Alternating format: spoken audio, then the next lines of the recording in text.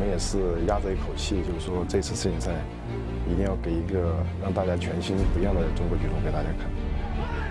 因为大家都感觉被关了很久一样，很想出去外面去闯荡一番，去外面释放一下。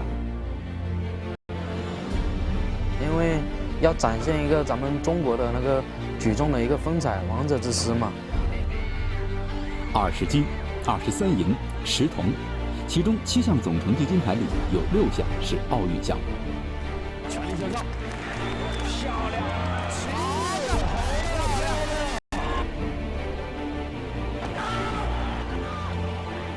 毕竟相隔1年多嘛，想证明中国举队，也想证明自己嘛。成功率着想第一步，反正第一次比赛嘛，成功率是最主要的。以稳为主，起来，漂亮！好的，好了，要全力了，哎，漂亮，好的，漂亮，太漂亮了。里约奥运会后，中国举重队连续遭遇重大挫折。2017年8月，因北京奥运会3名夺金选手尿检重检不合格，被国际举联处以全队禁赛1年的重罚，因此无缘2017年世锦赛和雅加达亚运会。因为事情也发生，也避免不了了，那就从自己本身要练得更扎实，要练得更好。有可能我们自己做得不好的，在以后的训练中要避免。我们干干净净地参加比赛，科学训练，取得成绩。2018年7月，国际举联重新划分体重级别，在这2大背景之下，中国举重队重返国际赛场。在必须证明自己的时候，男女20名选手大显身手，收获20枚奖牌，其中6枚总成绩金牌属于奥运项目。难能可贵的是，在挑战新级别和个人积分的赛制下，中国举重队依旧显示出了中国力量的王者风范。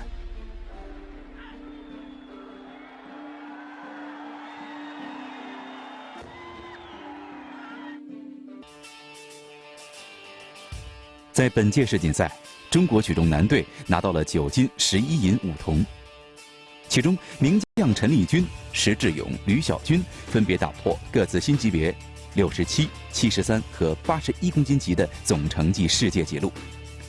特别是原69公斤级奥运冠军石智勇，在升级73公斤级后，依旧具有统治力。他以360公斤超世界纪录12公斤，强势夺冠。面对1年后的东京，石智勇应该算是中国男子举重队中最稳定的一个。新的世界纪录又诞生了，纪录，同时也是个人的比赛最好成绩。这枚金牌含金量十足啊！对。非常完满的嘛，这也是你到目前为止应该是觉得很完满的一次世锦赛，对吧？这是我第2次参加世锦赛。第1次参加世锦赛是69，那时候是勉强夺冠，没有那么强的实力。然后这是我第2次参加世锦赛，而且参加73公斤级这个级别。因为可能是刚改完级别吧，所以可能大家的成绩都不会很高，所以说破纪录相对来说还比较容易一点。破纪录可能也是要平时训练的有训练的一个能力。你要说比赛就是一面训练的镜子嘛。所以说可能平时是练得比较好，所以比赛就是比较顺利吧。而且这一场比赛应该说比那个16年奥运会的时候还顺利。这个整个这一次世锦赛应该是一次这个级别的重新设定，也是一个重新洗牌吧。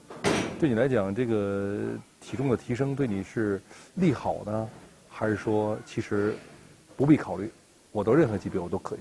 首先确定一点就是，我觉得73跟69，我都有很大的机会拿这个冠军，也包括可能比出统治力，但是相对来说69我会比较累一点，因为69我减很多体重，然后69我也打了很多年，虽然累一点苦点，但是69我是有绝对的实力。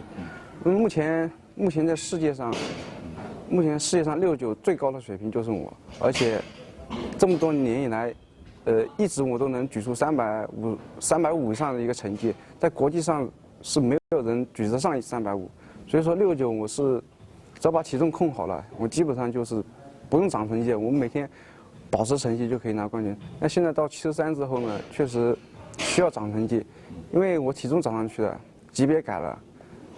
我原先69的成绩在73肯定是混不下去，混不下去，没有一个很大的一个优势，绝对的优势，所以73长上去，体重长上去之后，我成绩还要必须提高，来稳定我这个优势，稳定，就像每次上台就像表演一样的。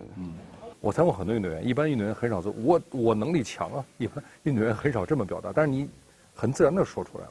这种强的能力是什么？是训练能力，天生的这种优质的身体素质，还是你都有？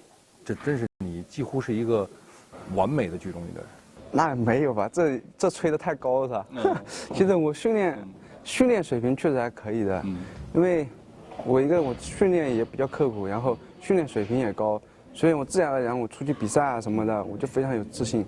我觉得我肯定赢他们，那肯定是上台之后就看个人表演，因为我自己有一种信念，就是举重嘛，我们就跟自己比。